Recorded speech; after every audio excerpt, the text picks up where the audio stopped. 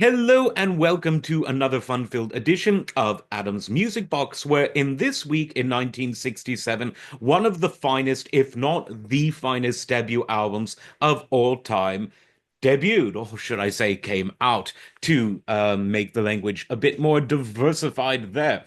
In any case, The Doors' first album is one of the best albums of all time, one of my favorite albums. It's one of the favorite albums of many people. And in this instance, Democracy really works because it first of all passes my test of what makes a great album as opposed to a good album. And that's that there is no filler. Every song has a purpose. Every song is good. Many songs, frankly, could be singles in their own right. And this album passes that particular test with flying colors. There's not a bad song on the album, and it really shows both the musical, lyrical, and even improvisational greatness of this band in a very raw live setting. Most of you have heard it before.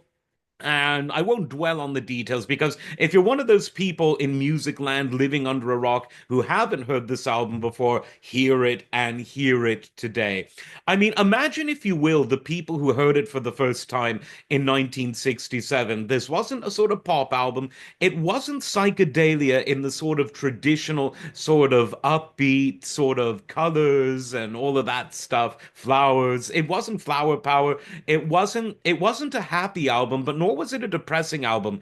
It was a dark, it was a raw, it was an aggressive album, but with plenty of groove and plenty of soul, which makes it endlessly listenable, even for all of its dark themes and dark imagery and dark tones.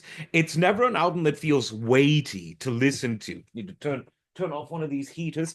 It never feels sort of weighty to listen to. It doesn't grate on you because of that soulful element, that jazzy element, that sort of improvisational element in terms of not only the vocal delivery, particularly in the end, but also the solos, the organ solos by Ray Manzarek, the guitar solos by Robbie Krieger, and the incredibly jazz-centered idiom, the jazz idiom through which John Densmore plays the drums. It just all comes together in such a soulful package.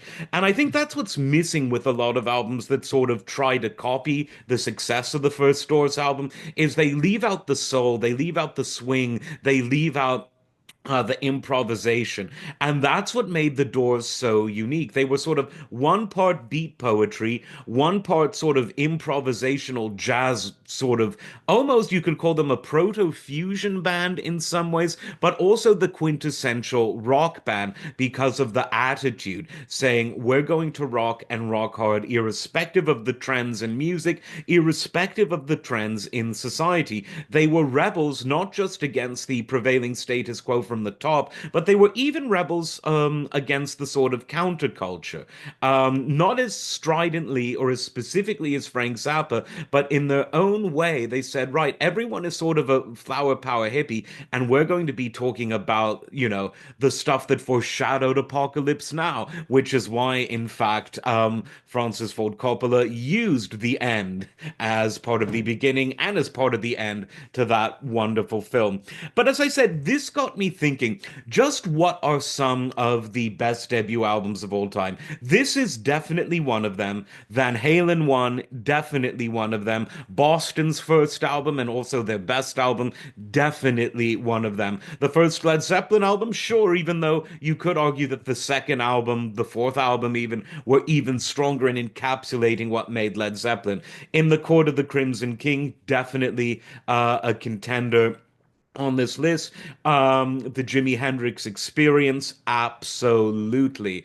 The list could go on. I think that's a relatively decent list of best debut albums. But there was just something about this album that even if the Doors only made this album and this album alone, you would think, right, there's a beginning, middle, and end. I can understand what these men, what these musicians are about by listening to this album front to back.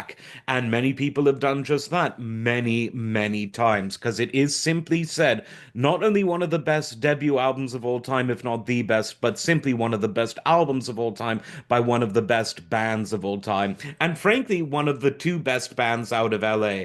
I would say The Doors and Van Halen had very different sounds, but are both very much part of that LA sound. The Doors are all about the dark, sort of Raymond Chandler LA. Van Halen are all about sort of the fun loving celebrity LA. Beach Boys, there's a third band. So Beach Boys, Doors, Van Halen, the three sides of LA music represented in three wonderful bands. Let me know what you think in the comments. And as always, like, subscribe, and we'll see you next time. Take care.